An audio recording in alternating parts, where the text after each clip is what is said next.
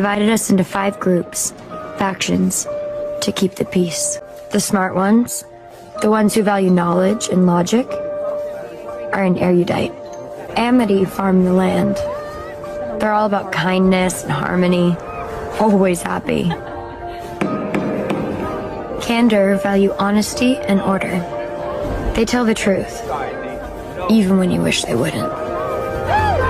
And then there's Dauntless. They're our protectors, our soldiers, our police. I always thought they were amazing. Brave, fearless, and free. My faction is Abnegation. The others all call us Stiffs. We lead a simple life, selfless, dedicated to helping others.